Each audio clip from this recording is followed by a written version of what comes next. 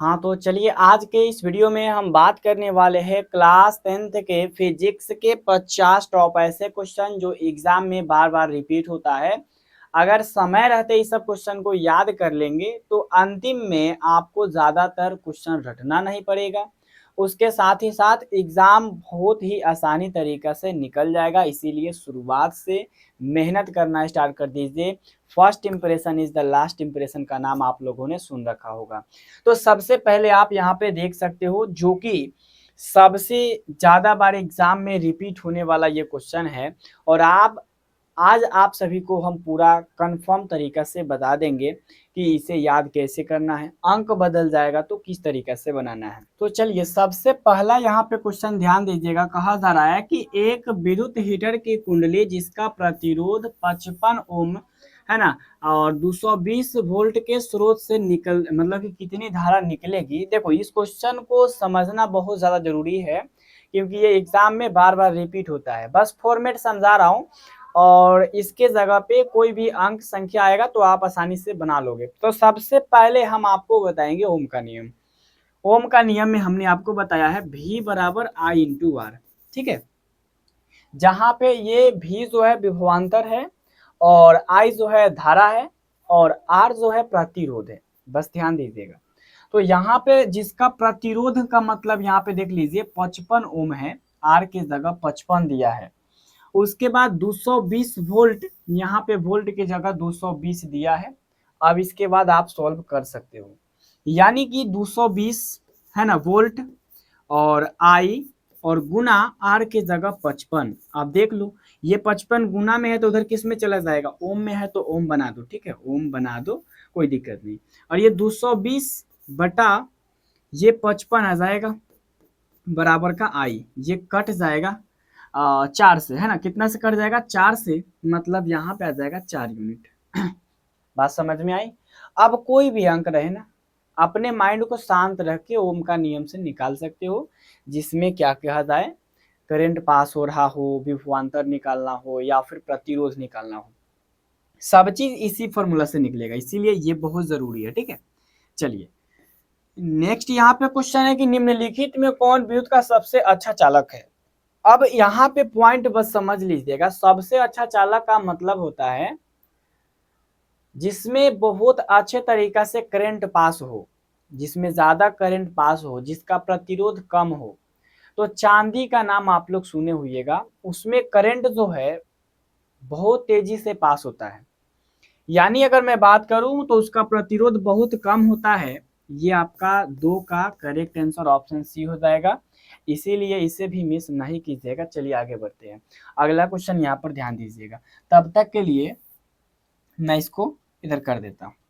यहाँ पे देख लीजिएगा, कहा जा रहा है आमीटर का प्रतिरोध कैसा होता है, बहुत अधिक या फिर बहुत कम या फिर मध्यम या फिर शून्य। आमीटर का नाम सुने होइएगा और एक वोल्ट मीटर का नाम सुने होइएगा, और नहीं सुने हैं तो सुन लीजिएगा, लेकिन पहले यहाँ पर ध्यान दीजिएगा।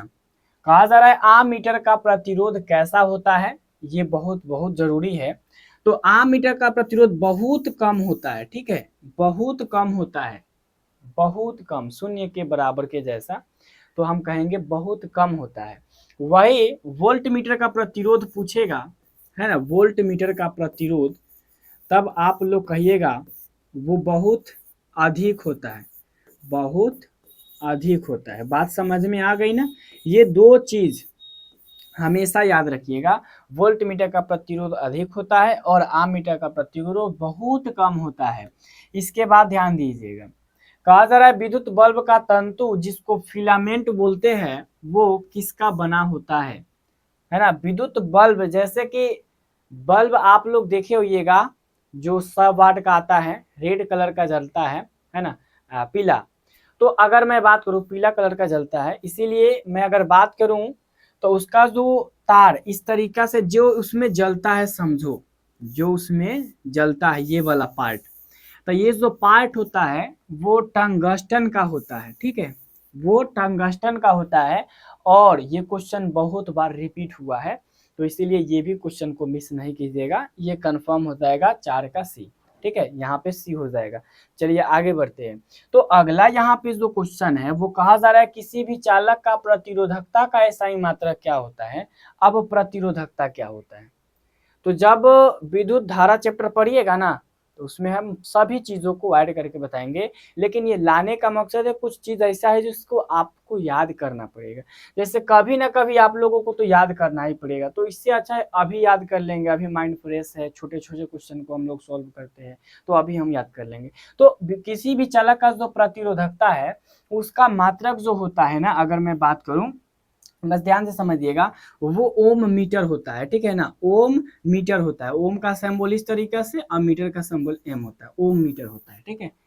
तो किसी भी चालक का जो प्रतिरोधकता होता है वो ओम मीटर होता है। नेक्स्ट क्वेश्चन पे ध्यान दीजिएगा, कहा जा रहा है चालक का प्रतिरोध किस पर निर्भर नहीं करता है, और ये काफी इंपॉर्टेंट है, 2 नंबर में सवाल पूछे जाते हैं। अगर ये ऑब्जेक्टिव क्लियर है 2 नंबर में आया तो आया, नहीं तो ऑब्जेक्टिव में कंफर्म आ जाएगा।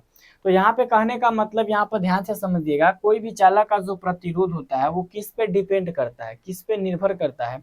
तो चालक की लंबाई पर वो निर्भर करता है, क्षेत्रफल पर निर्भर करता है, तापमान पर भी निर्भर करता है, उसमें जो प्रवाही धारा है उस पर निर्भर नहीं करता है।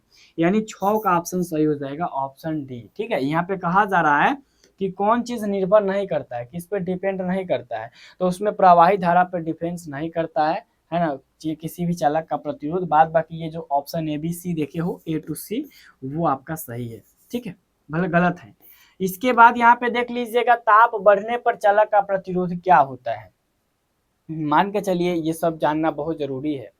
जैसे कोई भी चीज हम ये तार लगा दिए, ठीक है, तो गर्मी के दिनों में क्या होगा, ये हीट होगा, ये गर्म होगा, तो अब इसमें प्रतिरोध कम आएगा कि ज्यादा आएगा, ध्यान से समझिएगा।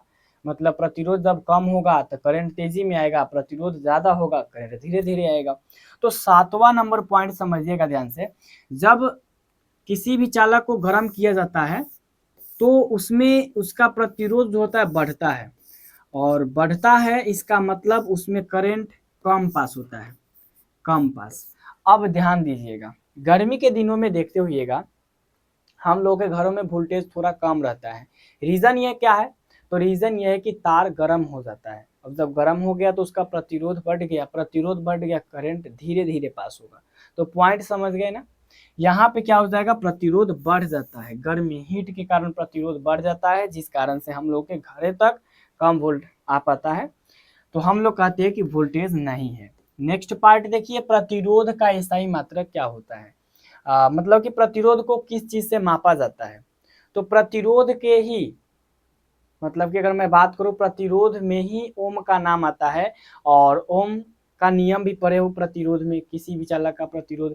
फिर अगर मैं बात करूं तो V बराबर I इंटू R, उसमें प्रतिरोध भी निकाला जाता है, तो ओम हो जाता है, ओम का नियम में ये सब चीज देखने को मिलता है, ओम हो जाएगा, ऑप्शन सी परफेक्ट हो जाएगा, ठीक है, ऑप्शन सी। चलिए आगे क्वेश्चन है कि समांतर क्रम में जुड़े प्रतिरोधकों की संख्या घटने पर कुल प्रतिरोध क्या होगा। अब ये वाला पॉइंट बहुत ही बेस्ट है। कहा जा रहा है जैसे कि मान लीजिए 1/, हम लोग समांतर श्रेणी में, समांतर क्रम में क्या होता है आप लोगों को तो पता होगा, जैसे 1/R1 प्लस 1/R2। थोड़ा बेसिक कंसेप्ट अगर आपको पता है तो, नहीं पता है तो सब चीज बताऊंगा, पहले यहाँ ध्यान दीजिएगा। इस तरीके से समानांतर क्रम में रहता है, और एक श्रेणी क्रम होता है जो इस तरीके से होता है, ठीक है, ये श्रेणी क्रम। इसको याद नहीं रखना है, इसको याद नहीं रखना है, इसको हम समझाने के लिए लिख रहे हैं, ठीक है, इस तरीके से। तो याद रखिएगा, जो ई वाला बट्टा का जोड़ बनाएंगे तो जितना ज्यादा रहेगा ना उतना उसका परिणाम कम आएगा। मतलब अगर मैं बोलूंगा आपको ये वाला जोड़ो, ये वाला जोड़ो, है ना, ये वाला जोड़ो, अब ऊपर वाला अंक नहीं है लेकिन नीचे वाला अंक है, और बाद में क्या होता है उसको पलट दिया जाता है। तो समानांतर क्रम में अगर प्रतिरोधकों की संख्या घटेगा, मतलब कि प्रतिरोधकों की संख्या घटेगा जुड़ने वाला, तो वो चीज जो होगा ना बढ़ेगा, उसका मान बढ़ेगा। अगर 2 गो रहेगा तो उसका, अगर मैं बात करूँ समानांतर क्रम में तो उसका ज्यादा रहेगा प्रतिरोध, लेकिन वैसे ही 3 गो का देगा तो उसका कम हो जाएगा। समझ रहे हो, मतलब ऐड करने से कम हो जाता है समानांतर क्रम में, और अगर श्रेणी क्रम कहेगा तो उसमें तो बढ़ता ही है। 10 ओम और 20 ओम के 2 प्रतिरोधकों का श्रेणी क्रम में जोड़ने पर, अब देखिएगा श्रेणी क्रम बहुत आसान है, 10 ओम है और 20 ओम है, श्रेणी क्रम में R1 प्लस R2 10 20 30 हो जाएगा। इसका आंसर क्या आ जाएगा, 30 ओम हो जाएगा, ऑप्शन सी, जो कि देख सकते हो। आगे क्वेश्चन देखिएगा, क्वेश्चन है कि एक विद्युत सेल से धारा लेने पर उसके सिरों के बीच विभवांतर क्या होता है, ये वाला चीज भी पॉइंट समझना है। कि मान के चलिए किसी भी विद्युत सेल से अगर धारा लेते हैं, जैसे कि किसी भी बैटरी से अगर हम धारा को लेते हैं बल्ब जलाने के लिए, पंखा चलाने के लिए, तो उसके सिरों का जो बीच का जो विभवांतर होता है, सिरों के बीच का जो पॉइंट होता है बीच वाला, मान लीजिए यहाँ से यहाँ तक का तार है, तो इसका यहाँ का जो विभवांतर होता है वो विद्युत वाहक बल से कम होता है। ठीक है, विद्युत वाहक बल से कम होता है। अब विद्युत वाहक बल क्या होता है, तो किसी भी सेल के द्वारा पूरे परिपथ में, है ना, पूरे परिपथ में मतलब कि क्या किया जाता है, काम जो किया जाता है ना, इलेक्ट्रॉन को घुमाया जाता है। तो उसी चीज को अगर मैं बात करूं तो विद्युत सेल की अगर मैं बात करूं तो वो विद्युत वाहक बल कहा जाता है। सेल के द्वारा किया गया पूरे चक्कर में राउंड मारने पर किया गया कार्य को विद्युत वाहक बल कहते हैं। तो लेकिन ये सब चीज पे अभी अभी अभी जस्ट इस पे ज्यादातर ध्यान नहीं देना है, बट अभी हम लोग को क्या समझना है, अभी हमको ये पूरा फॉर्मेट समझना है और इसे याद करना है। इसीलिए आगे क्वेश्चन यहाँ पर ध्यान दीजिएगा। क्वेश्चन है कि एक कूलम विद्युत आवेश कितने प्रोटॉन के बराबर होता है। एक कूलम जो विद्युत आवेश होता है वो कितने प्रोटॉन के बराबर होता है। तो इस टाइप के अगर क्वेश्चन आपके एग्जाम में बने तो कहिएगा 6.25 गुना 10 का पावर 18 इलेक्ट्रॉन। ठीक है, 6.25 गुने 10 का पावर 18 इलेक्ट्रॉन, यानी एक कूलम अगर हम कहेंगे आवेश मतलब कि एक कूलम आवेश दो, तो उसमें आपको कितना देना, कितना प्रोटॉन देना पड़ेगा, 6.25 गुने 10 का पावर 18 प्रोटॉन देना पड़ेगा। बात समझ गए। इसके बाद देखिएगा, इसके बाद यहाँ पे है कि जब किसी चालक से विद्युत धारा बहती है तो गतिशील कण क्या होता है। जब किसी भी चालक तार से करंट पास होता है तो गतिशील कण जो होता है वो इलेक्ट्रॉन होता है। ठीक है, गतिशील कण क्या होता है, इलेक्ट्रॉन होता है। यहाँ पे जो है परफेक्ट आंसर वो ऑप्शन सी हो जाएगा। तो 12 का ऑलरेडी ऑप्शन सी याद कर लीजिएगा। आगे बढ़ते हैं, 12 का प्रॉपर ऑप्शन सी याद कीजिएगा। आगे यहाँ पे ध्यान दीजिएगा, अगला यहाँ पे क्वेश्चन है कि किसी भी चालक तार में प्रवाहित धारा के लिए गतिशील कण होता है। गतिशील कण होता है, ये तो हमने बता दिया किसी चालक तार में प्रवाहित धारा के लिए गतिशील कण क्या होता है, इलेक्ट्रॉन, है ना। 13 का क्या हो जाएगा आप लोगों का भी। 14 नंबर क्वेश्चन है विद्युत आवेश के प्रवाह की दर को क्या कहते हैं। हाँ चलिए, आवेश के प्रवाह की दर को क्या बोला जाता है, ये तो क्वेश्चन का जवाब आप लोगों को पता होगा 14 नंबर, है ना, क्योंकि सभी लोगों को हम ऑलरेडी बता रखे हैं विद्युत धारा किसे कहते हैं। तो आवेश के प्रवाह की दर को विद्युत धारा कहते हैं। नहीं याद है तो कोई बात नहीं है, लेकिन आज के बाद याद होना चाहिए। विद्युत धारा किसे कहते हैं, तो आवेश के प्रवाह की दर को विद्युत धारा कहते हैं। ऑप्शन यहाँ पर सी हो जाएगा, 14 का सी याद कर लीजिएगा। ठीक है, आगे क्वेश्चन देखिएगा। क्वेश्चन है कि विभवांतर का एसआई मात्रक क्या होता है ना। विभवांतर का एसआई मात्रक क्या होता है, बहुत जरूरी है इसे समझना। तो विभवांतर का एसआई मात्रक की अगर मैं बात करूं या फिर विभव, विद्युत विभव की बात करूं, उसका ऑप्शन सी वोल्ट हो जाएगा। विभवांतर या फिर विभव का अगर पूछ दे एसआई मात्रक तो वोल्ट हो जाएगा। तो 15 का यहाँ पे प्रॉपर सी हो जाएगा, याद कर लीजिएगा। विभव का, विद्युत विभव का पूछ दे या फिर विभवांतर का पूछ दे तो वोल्ट हो जाएगा, हमेशा याद रखना। आगे क्वेश्चन देखिएगा। चलिए, तो सभी लोगों को 15 तक में तो कोई दिक्कत नहीं हुआ होगा, अगर होगा भी तो पूछ के कंफर्म डाउट कर लीजिएगा। ठीक है, यहाँ देखिए क्वेश्चन है कि एक वोल्ट मीटर में 0 वोल्ट और 1 वोल्ट के बीच 20 विभाजन है, तो उसका अल्पमांक कितना हो जाएगा।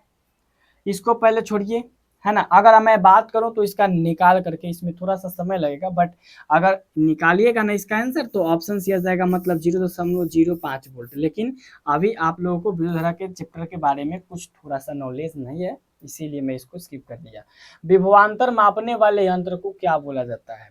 तो सबसे पहले मैंने आपको अभी बताया, विभव होके चाहे विभवांतर होके, उसका एसआई मात्रक वोल्ट होगा। तो वोल्ट को कौन मापेगा, वोल्टमीटर मापेगा।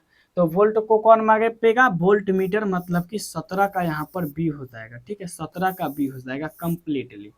विभवांतर मापने वाले यंत्र को क्या बोला जाता है, वोल्ट मीटर बोला जाता है। आगे देखिएगा 18 नंबर क्वेश्चन, 1 वोल्ट किसके बराबर होता है, ये भी पॉइंट है। और ये क्वेश्चन बहुत ही मजेदार है, क्योंकि 1 वोल्ट जो होता है 1 जूल, है ना, जूल पर कूलम के बराबर होता है।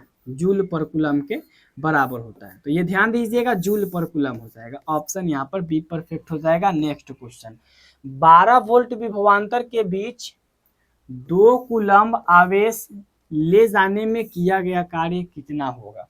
तो 12 वोल्ट विभवांतर के बीच में 2 कूलम आवेश ले जाने पर अगर आपसे पूछे किया गया कार्य, तो 12 दूना का कितना हो जाएगा, 24 जूल हो जाएगा। यानी कि 12 वोल्ट विभवांतर के बीच में 2 कूलम आवेश ले जाने पर जो किया गया कार्य होगा वो आपका कितना हो जाएगा, 24 जूल हो जाएगा। 19 का क्या हो जाएगा, ऑप्शन बी हो जाएगा। ठीक है, और अगर 2 की जगह 3 रहे तो सिर्फ आप जान गए ना, फॉर्मेट में गुना कर देना। इस टाइप के क्वेश्चन अगर आए एग्जाम में तो आगे यहाँ पे समझिएगा। क्वेश्चन है कि वोल्ट बराबर होता है, तो अभी मैंने आपको ऑलरेडी बता दिया कि वोल्ट बराबर जूल प्रति कूलम होता है, जूल पर कूलम होता है। ठीक है, ये मैंने अभी आपको बताया। अब जूल के जगह ध्यान दीजिए जे हो जाएगा और कूलम के जगह सी हो जाएगा, जे बट्टा सी। यहाँ ऑप्शन बी देखने को मिल जाएगा। आगे बढ़ते हैं। अगला क्वेश्चन है कि ओम का नियम क्या दर्शाता है। अब बोलो, ओम का नियम हम पढ़े नहीं थे, भी वेरिएबल आई या फिर v बराबर आई इंटू आर, जहाँ पे r एक स्थिरांक है। तो v वेरिएबल आई पढ़ रखे हम लोग ऑलरेडी, तो v वेरिएबल आई, यहाँ पे v वेरिएबल आई हो जाएगा। ऑप्शन ए हो जाएगा, 21 का ऑप्शन ए हो जाएगा। आगे बढ़ते हैं, प्रॉपर यहाँ तक दिक्कत नहीं होना चाहिए। आगे यहाँ पे देखिएगा, क्वेश्चन है कि रियोस्टेट का उपयोग किस लिए किया जाता है। हाँ, ई वाला पॉइंट बहुत बेस्ट है, ये बनता है जैसे कि धारा को हमको कम करना है या फिर ज्यादा करना है ना, विद्युत धारा को कम करना है या फिर ज्यादा करना है, तो हम लोग रियोस्टेट का उपयोग करेंगे। धारा को कम ज्यादा करने के लिए रियोस्टेट का उपयोग होता है। उसके बाद में किसी भी चालक का प्रतिरोध ज्ञात करने का सूत्र क्या होता है। अब किसी भी चालक का प्रतिरोध ज्ञात करना है, भी बराबर आई इंटू आर, भी बराबर आई इंटू का आर, ये वाला फॉर्मूला होता है ओम का नियम से। ऑप्शन ए देख सकते हो, ऑप्शन ए परफेक्ट हो जाएगा। तो इसमें अगर आपको कुछ नजर आ रहा होगा तो वो आ रहा होगा विद्युत धारा चैप्टर में ओम का नियम, लेकिन कोई बात नहीं, हमने सभी चीजों को ऐड किया, ये भी है। और आपका अगर मैं बात करूं तो सेकेंड चैप्टर, थर्ड चैप्टर मानव नेत्र भी है इसमें ऐड, जो कि आगे आएगा। विभवांतर धारा और प्रतिरोध के बीच क्या संबंध होता है, तो यही होता है भी बराबर आई इंटू का आर। सब कुछ देख रहे हो ना, सेम टू सेम एक ही फॉर्मेट के जैसा आ रहा है। अगर एक याद हो गया वो दूसरा अपने आप याद हो जाएगा, बट लेकिन समझना तो पड़ेगा। निम्नलिखित में कौन सा मात्रक वाट के बराबर होता है। अब ये भी क्वेश्चन बनता है, के नंबर है ना, 25 नंबर, ये भी बनता है। पॉइंट समझिएगा, जूल पर सेकेंड, इसको जूल, जे माने जूल है ना, इसको एस माने सेकेंड, एस माने सेकेंड, तो जूल पर सेकेंड को हम लोग क्या बोलते हैं, वाट, है ना, वाट। आगे देखिएगा, अगला क्वेश्चन है, ध्यान दीजिएगा, 1 किलोवाट घंटा कितने जूल के बराबर होता है। ये भी क्वेश्चन बहुत मजेदार है, तो अगर इसमें 2-4-5 मिनट एक्स्ट्रा भी लग जाए तो इसे याद कर लीजिएगा, क्योंकि 26 का हो जाएगा 3.6 गुना 10 का पावर 6 जूल हो जाएगा, है ना, 3.6 गुना 10 का पावर 6 जूल हो जाएगा, जो कि परफेक्ट हो जाएगा। और इसे याद करना 100% जरूरी है। आई होप कि आप लोग ये याद जरूर कर लेंगे। इसके बाद देखिएगा अगला क्वेश्चन, सीधे चालक में धारा की दिशा और चुंबकीय क्षेत्र की दिशा किस नियम से ज्ञात की जाती है। अब ये वाला क्वेश्चन का तो फॉर्मेट आप लोग समझ गए होंगे। तो आप लोग दक्षिण हस्त का नियम, फ्लेमिंग के दक्षिण हस्त का नियम पढ़े होंगे, मैक्सवेल के दक्षिण हस्त का नियम आप लोग पढ़े होंगे, या फिर नहीं पढ़े होंगे तो कोई बात नहीं।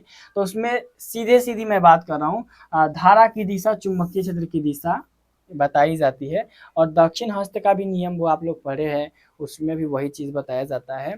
तो उसके बाद यहाँ पे देख लीजिएगा ऑप्शन, यहाँ पे ऑप्शन के अकॉर्डिंग वहां पे टिक कर दीजिएगा, बट यहाँ देखिएगा, विद्युत धारावाही लंबी परिनालिका के भीतर चुंबकीय क्षेत्र कैसा होता है।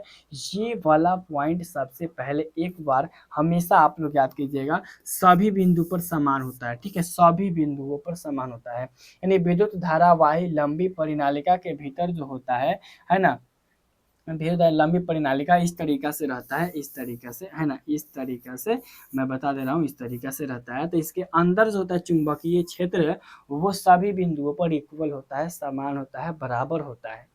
इसके बाद नेक्स्ट देखिएगा क्वेश्चन है, फ्लेमिंग के बाएं हाथ का नियम अंगूठा किसकी दिशा को दर्शाता है। फ्लेमिंग के जो बाएं हाथ का नियम इस तरीका से बनता है, सभी चीजों को बताऊंगा। तो इसमें अंगूठा किसकी दिशा को बताता है, तो इसमें अंगूठा जो होता है अगर मैं बात करूं तो धारा की दिशा, है ना, धारा की दिशा को बताता है। क्या हो जाएगा आपका 28 का, 28 का क्या हो जाएगा अंगूठा। तो यहाँ पे अगर मैं 29 का यहाँ पे क्या हो जाएगा, ऑप्शन ए हो जाएगा। इसके बाद ध्यान दीजिएगा, चुंबकीय क्षेत्र में गति करते समय प्रोटॉन का कौन सा गुण बदलता है। जब चुंबकीय क्षेत्र में जब गति करता है प्रोटॉन, तो उसका कौन सा गुण जो होता है बदल जाता है। ये वाला भी पॉइंट एक बार हमेशा के लिए याद कर लीजिए। उसकी वेग की जो दिशा होता है ना वो बदल जाता है, ठीक है, वेग की दिशा बदल जाता है। 30 का यहाँ पर सी हो जाएगा। हाँ, भले ही क्वेश्चन हार्ड लगे बट याद जरूर कर लीजिएगा, नहीं तो बहुत पछताइएगा। इसके बाद यहाँ पे देख लीजिएगा, क्वेश्चन है कि यदि कोई धनावेशित कण पश्चिम की ओर जा रहा है और उसकी उत्तर की ओर विक्षेपित होता है तो चुंबकीय क्षेत्र की दिशा क्या हो जाएगी। अब यहाँ पे देख लीजिएगा ध्यान से, कोई भी धनावेशित कण है, प्लस वाला चीज है जो कि पश्चिम की ओर जा रहा है और उत्तर की ओर विक्षेपित होता है ना, उत्तर की ओर विक्षेपित होता है तो चुंबकीय क्षेत्र की दिशा की अगर मैं बात करूं तो ऊपर की ओर हो जाएगा। हाँ, अगर क्वेश्चन समझ में न आए तो इसे आप एक बार हमेशा के लिए याद कर लीजिएगा, है ना, कि ऊपर की ओर, पश्चिम की ओर जा रहा है और क्या कर रहा है, उत्तर की ओर जब विक्षेपित होगा तो उसका जो दिशा हो जाएगा ऊपर की ओर हो जाएगा। इसके बाद अगला क्वेश्चन यहाँ पर है, विद्युत धारा उत्पन्न करने वाली युक्ति को क्या कहा जाता है। तो विद्युत धारा उत्पन्न करने वाली युक्ति को जनित्र कहा जाता है, हमेशा याद करिएगा। जनरेटर, जनित्र बोला जाता है। और कुछ कुछ क्वेश्चन जो कि मैंने अभी आपको पहले बताया बीच वाला पॉइंट में, उसमें थोड़ा थोड़ा भारी आप लोगों को लगा होगा, लेकिन अब आप लोगों के लिए इजी इजी क्वेश्चन ला रहे हैं यही इसके बाद वाले से। लेकिन हाँ, वो एक चीज बता देता हूँ, समय लगे तो लगे, याद जरूर कर लीजिएगा, ठीक है। अगला क्वेश्चन देखिएगा, कहा जा रहा है विद्युत जनित्र किस सिद्धांत पे काम करता है। तो जो विद्युत जनित्र होता है ना वो विद्युत चुंबकीय प्रेरण पे काम करता है, ठीक है, विद्युत चुंबकीय प्रेरण पे काम करता है विद्युत जनित्र। तो यहाँ पे क्या हो जाएगा, 33 का ऑप्शन बी परफेक्ट हो जाएगा। इसके बाद देखिएगा क्वेश्चन है, चुंबकीय क्षेत्र में घूमती हुई कुंडली में प्रेरित धारा की दिशा कितने परिभ्रमण के बाद बदलती है। चलिए इसको हटा दीजिए, है ना। चलिए देखिए, लघु पतन के समय धारा का मान क्या होता है। हाँ, ये वाला पॉइंट तो समझ जाइएगा, आसान है। लघु पतन का मतलब जब कभी भी शॉर्ट सर्किट होता है, शॉर्ट सर्किट का मतलब शॉर्ट कहीं भी लगता है घर में नहीं होता है, लाइट से कभी कभी शॉर्ट लगता है, दोनों तरफ कट जाता है तो उसके लघु पतन कहते हैं। तो उसके समय में धारा का जो मान होता है बहुत अधिक बढ़ जाता है, बहुत अधिक बढ़ जाता है।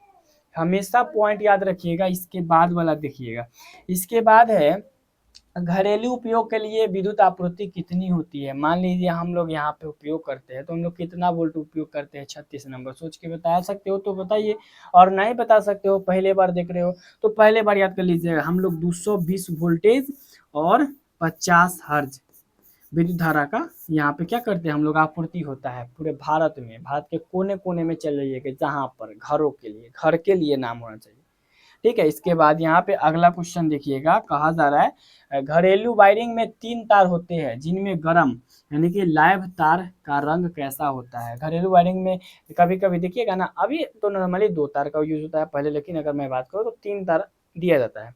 जिसमें वायरिंग में 3 तार, जिसमें गर्म जो तार होता है उसका रंग कैसा होता है ये भी बहुत जरूरी है जानना।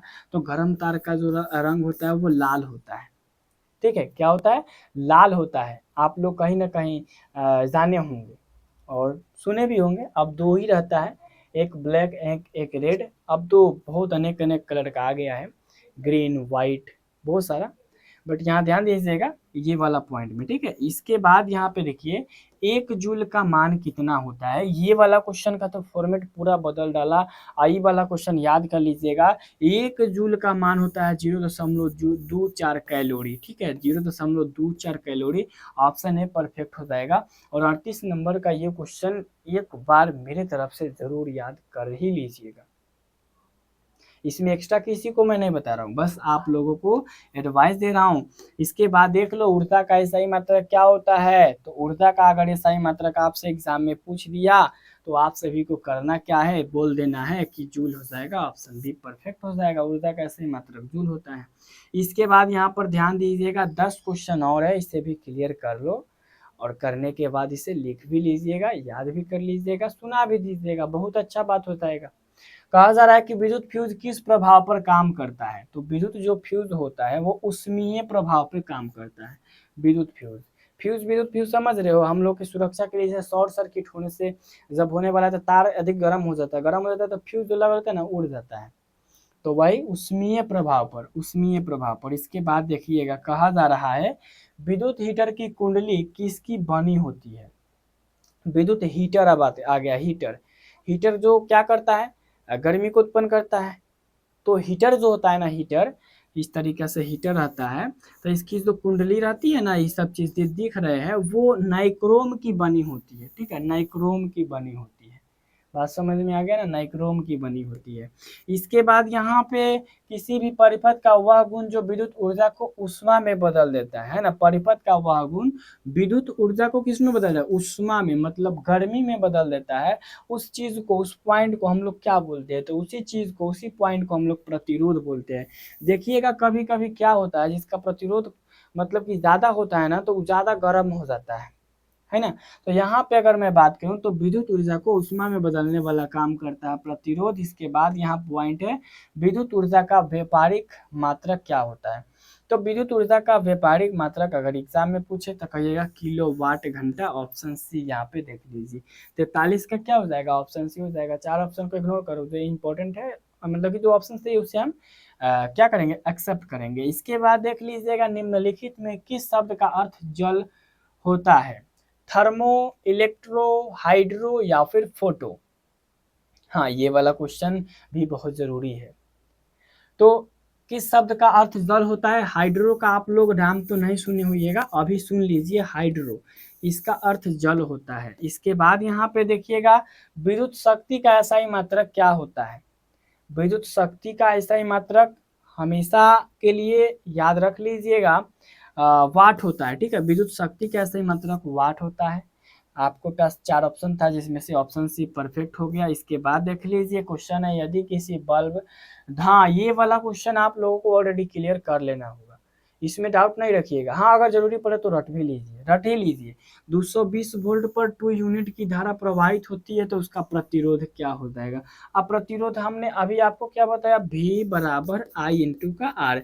यहाँ पे प्रतिरोध निकालना है, मतलब V के जगह पे 220, और उसके बाद यहाँ पे जानिए रहे हैं, ये इधर मतलब कि देख लीजिएगा 2 गुना R।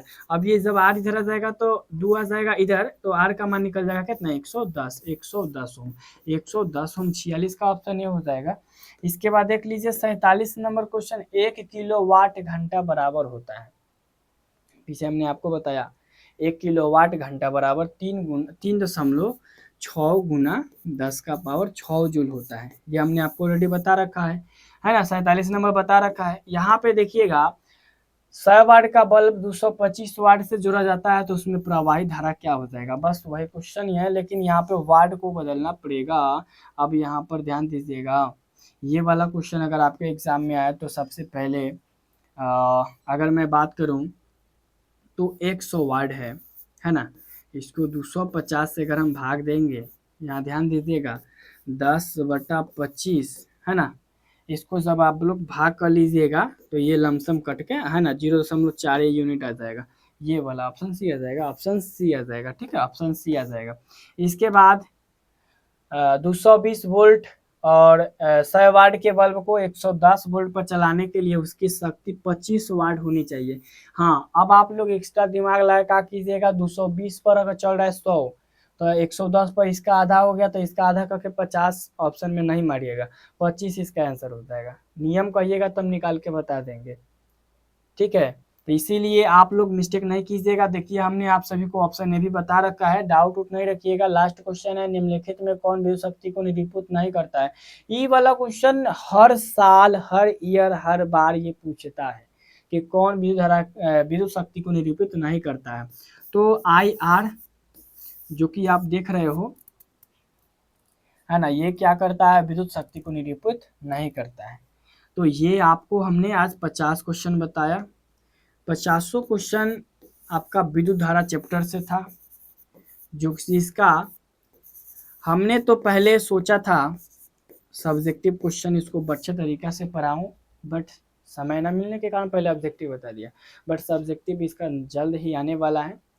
तो आज ये कंप्लीट कर लिए ना, इसके बाद जब आप लोग आइएगा सब्जेक्टिव वाले क्लास में तो सभी चीज़ आपको धीरे-धीरे सभी चीज़ समझ में आ जाएगी। तो आई होप कि आज का वीडियो आपको अच्छी तरीके से समझ में आई होगी। मिलते हैं इसी के साथ नेक्स्ट वीडियो में, तब तक के लिए जय हिंद, जय भारत।